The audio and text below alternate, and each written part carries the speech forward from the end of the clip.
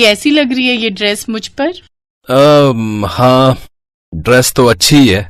और मैं अच्छी नहीं लग रही क्या? ओहो, ये मोबाइल छोड़ो ना।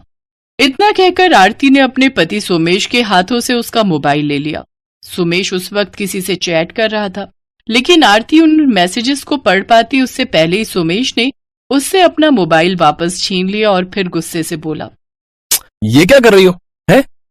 तुम्हें निहारने से ज्यादा जरूरी काम है मेरे पास। अब ऐसा भी क्या जरूरी काम है? देखा मैंने किसी से चैट कर रहे हो आप। हाँ तो वो भी काम ही है मेरा, समझी? तुम्हारी तरह दिन भर घर में नहीं पड़ा रहता हूँ, ऑफिस जाता हूँ और वहां की बहुत सारी चीजें घर से भी मैनेज करनी होती मुझे। अरे तो मैं कहाँ कुछ बोल रही हूँ, मैं तो बस। अरे बस करो तुम यार, तुम्हारे साथ बहस करने का टाइम नहीं मेरे पास, मैं जा रहा हूँ। अब रुको तो मैं बस पर्स ले लूं। तुम रहने दो, पहले ही बहुत लेट हो गया है। और इतना कहकर सोमेश घर से बाहर चला गया और बेचारी सजी धजी आरती वहीं खड़ी रह गई। सोमेश के साथ डिनर पर जाने का बड़ा मन था उसका, लेकिन सोमेश उस दिन भी अकेला ही बाहर चला गया। सोमेश और आरती की शादी को 5 साल हो गए थे, लेकिन आरती को लेकर सोमेश में ये रूखापन बीते 2 सालों में आया था। और ऐसा इसलिए था, दरअसल 2 साल पहले अपने बेटे को जन्म देने के बाद आरती का जो वजन बढ़ा तो फिर वो कम ही नहीं हुआ। बेटे और घर की देखरेख में आरती को अपने लिए फुर्सत ही नहीं मिल पाती थी। दूसरी तरफ सोमेश अब आरती की तरफ देखना भी पसंद नहीं करता था। उसे लगता था कि आरती अब उसके लायक नहीं रही।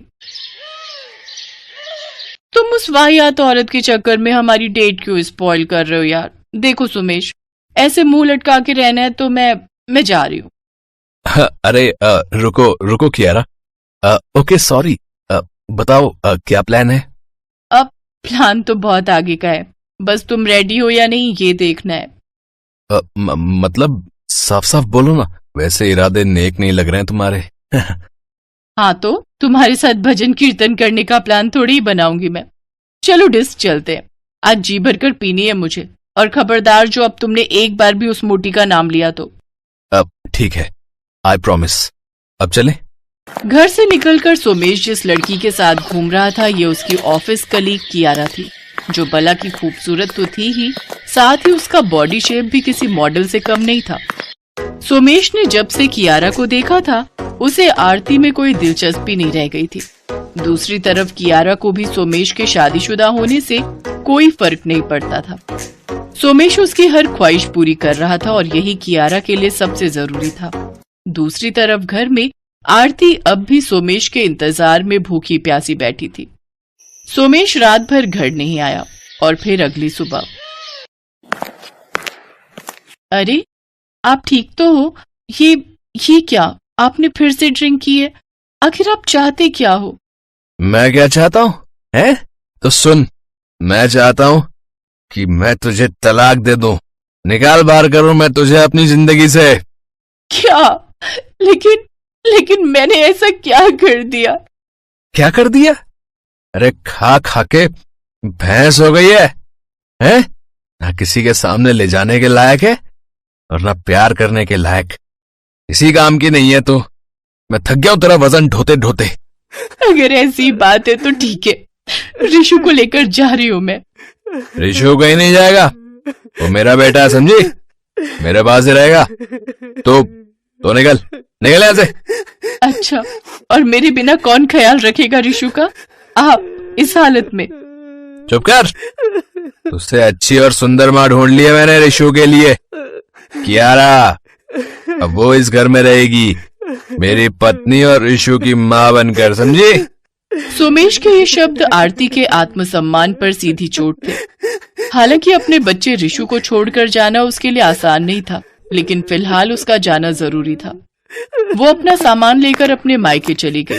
दूसरी तरफ आरती के जाते ही सोमेश ने कियारा को अपने घर बुला लिया और फिर, अब देखो सोमेश, हम साथ रह सकते हैं पर अभी शादी को लेकर मैंने कुछ सोचा नहीं है। ये क्या बोल रही हो कियारा? तुम और मैं पिछले 1 साल से साथ हैं, तो फिर? ओफो सोमेश, तुम अपनी बीवी से परेशान थे तो मैंने तुम्हें सहारा दिया, लेकिन इसका मतलब ये नहीं कि मैं तुम्हारे साथ साथ तुम्हारी औलाद को भी संभालती फिरूं। अब तुम ऐसा करो, ऋषु को आरती के पास भेज दो। फिर सब सॉर्ट हो जाएगा। सोमेश के पास अब कोई रास्ता नहीं था।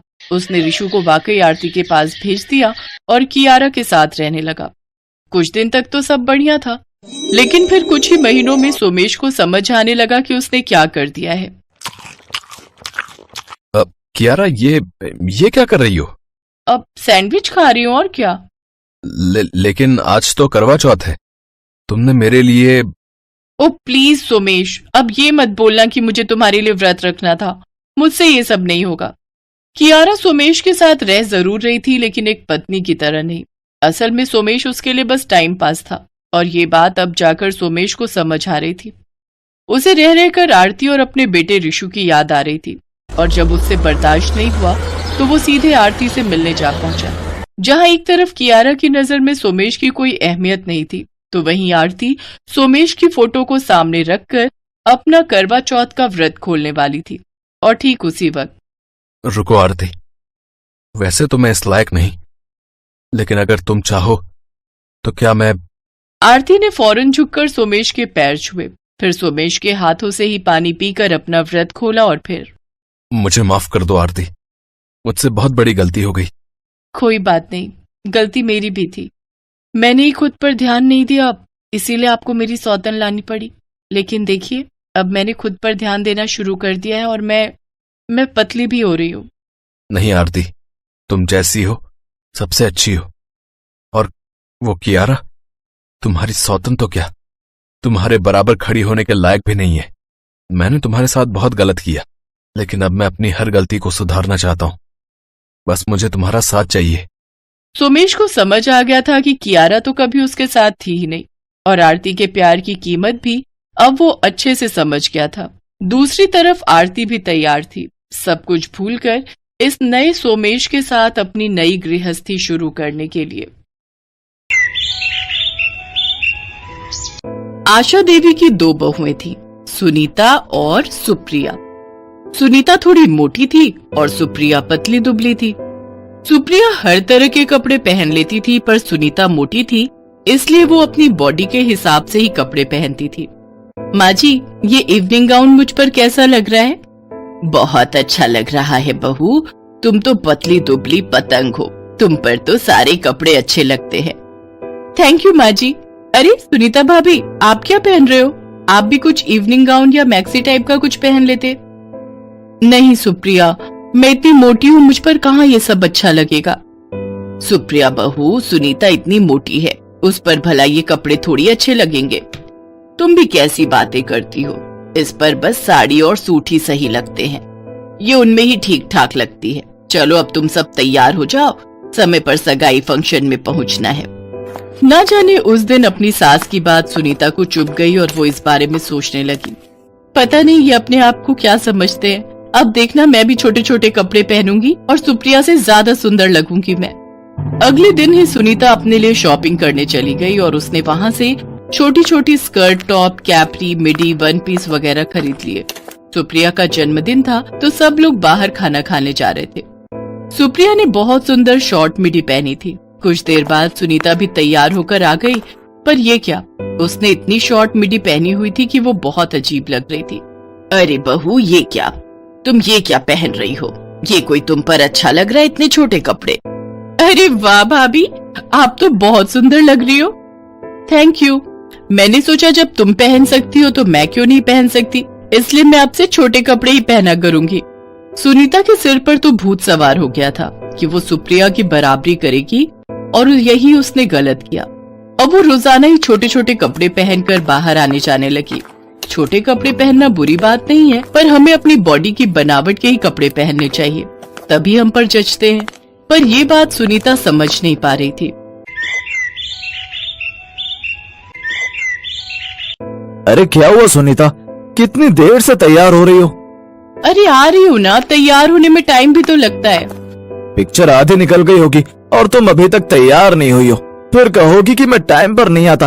अरे तुमने ये क्या पहन लिया, इतनी छोटी निकर, तुम्हें क्या हो गया सुनीता? थोड़ा तो ख्याल किया करो, इतने छोटे कपड़े पहन लिए, कितनी अजीब लग रही हो। अरे सुनीता भाभी, आप तैयार नहीं हुए? वो देखो, सुप्रिया ने भी तो शॉर्ट स्कर्ट पहनी है, उसको तो इस घर में कोई कुछ नहीं कहता, मुझे ही सब बोलते हैं। मैं तो सुप्रिया से ज्यादा सुंदर हूँ, मेरे ऊपर कपड़े ज्यादा अच्छे लगते हैं। ये तो देखो ना कैसी सपाट सी है, पतली दुबली, मैं तो फिर भी भरे हुए शरीर वाली हूँ। भाभी, ये नहीं है कि आप मेरी जेठानी हो तो मुझे कुछ भी बोलती रहोगी। आप मेरी जगह ले भी नहीं सकते। मेरे ऊपर वेस्टर्न कपड़े बहुत अच्छे लगते हैं। ये तो अलग बात है कि मैं आपको कुछ कहती नहीं हूँ और आप कुछ भी बोले जा रहे हो जो भी मुंह में आ रहा है। अरे मैंने क्या गलत बोला? मैं तुमसे ज्यादा सुंदर हूँ, मुझे पता है। हाँ, मैं मोटी हूँ, ये अलग बात है। देखना एक दिन मैं भी पतली होकर दिखाऊंगी, फिर तुमसे ज्यादा मुझ पर कपड़े अच्छे लगेंगे। हाँ हाँ, तो जाओ ना, किसने रोका है? मुझे क्यों बीच में ला रही हो? हाँ, नहीं तो मुझे नहीं जाना कोई पिक्चर देखने आप लोगों के साथ, और आज के बाद मेरे से बात करने की कोई जरूरत नहीं है। धीरज, मैं नहीं जा रही हूँ पिक्चर। तुम्हें अगर भैया भाभी के साथ जाना हो तो चले जाओ। भाभी, आपने ठीक नहीं किया। सुनीता और सुप्रिया के बीच लड़ाई पड़ गई। दोनों ने आपस में बात करना बंद कर दिया। गलती सुनीता की थी, उसने सुप्रिया का अपमान किया, पर वो अपनी गलती मानने को तैयार नहीं थी। घर में तो ऐसा माहौल हो गया जैसे घर में कोई रहता ही ना हो। ये देखकर आशा देवी बहुत दुखी हुई। बताओ सुनीता, तुम्हारी वजह से आज घर में सब कितने परेशान हैं। तुम्हें पता भी है तुमने सुप्रिया से किस तरह से बात की। माँ जी, आपको तो मैं ही गलत दिखाई देती हूँ। आप ये क्यों नहीं कहती कि आप सुप्रिया से ज्यादा प्यार करते हो, मुझे नहीं? ऐसी कोई बात नहीं है सुनीता, ना जाने तुम्हारे दिमाग में क्या नफरत का कीड़ा पनप रहा है। जब देखो तब गलत ही सोचती रहती हो। अरे हम सब तुम्हारे अपने हैं, तुम्हारा भला ही सोचते हैं। सिर्फ तुम्हें थोड़ा बहुत कपड़ों के लिए क्या बोल दिया, तुम तो सबसे ही लड़ने लगी हो। ऐसा ना हो कि मैं भी तुमसे बात करना बंद कर दूं, फिर तुम बिल्कुल अकेली हो जाओगी। और फिर ऐसा ही हुआ। आशा देवी ने भी धीरे धीरे सुनीता से बात करना कम कर दिया, क्योंकि वो किसी की सुनती ही नहीं थी। उसे तो अपने में कोई कमी नजर ही नहीं आती थी, हमेशा दूसरों की गलती ही उसे नजर आती थी। पड़ोस के घर में किसी की शादी थी, सब लोग तैयार हुए।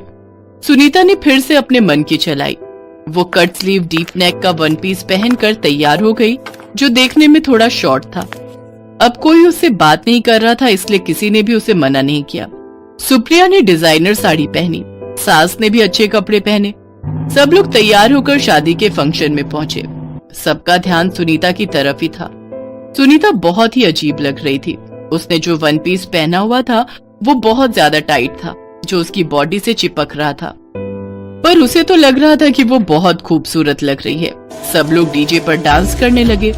सुप्रिया भी सबके बीच डांस कर रही थी, पर जैसे ही वो थोड़ा जोश में डांस करने लगी, अचानक उसका वन पीस पीछे से फट गया और सुनीता एकदम घबरा गई। और पहनो ऐसे कपड़े, कितनी बार मना किया था कि तरीके के कपड़े पहनो। अब क्या करूं मैं, यहाँ पर माँ और सुप्रिया भी नजर नहीं आ रही हैं। अब रो क्यों रही हो? साइड में आओ ताकि कोई और न देख ले। वहाँ दीवार के पास खड़ी हो जाओ। तभी सुप्रिया और आशा देवी आ जाती हैं। क्या हुआ सुनीता भाभी, आपकी आंखों में आंसू? मैं माँ को पानी पिलाने के लिए गई थी, कुछ हुआ है क्या? क्या हुआ बहू, तुम रो क्यों रही हो? यहाँ सबके बीच अच्छा नहीं लग रहा। तुम दोनों में कोई लड़ाई हुई है क्या? माँ, एक सेकंड इधर आओ। अनिल अपनी माँ के कान में ये बात बता देता है। सुप्रिया बहू, जरा बात सुनो। सुनीता की ड्रेस पीछे से फट गई है, इसीलिए वो दीवार के साथ खड़ी है। कुछ करो ताकि हम गेट तक जा सके और कोई देखे ना, इस बात का ध्यान रखना। माँ जी, आप चिंता मत करो, सुनीता भाभी को इस हालत में कोई नहीं देखेगा, मैं उनके साथ रहूंगी। भाभी आप आओ मेरे साथ चलो।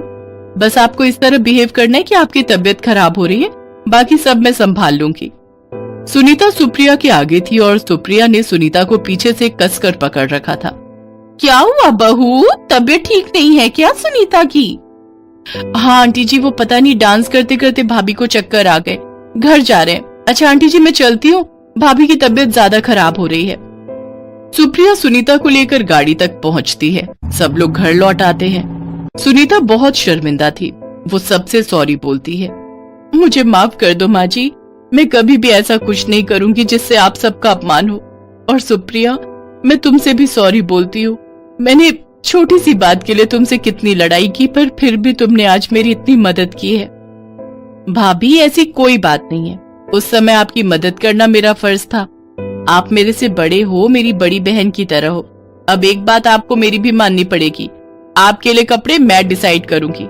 बहुत सुंदर वेस्टर्न कपड़े, पर आपके हिसाब से जो आप पर बहुत सूट करेंगे।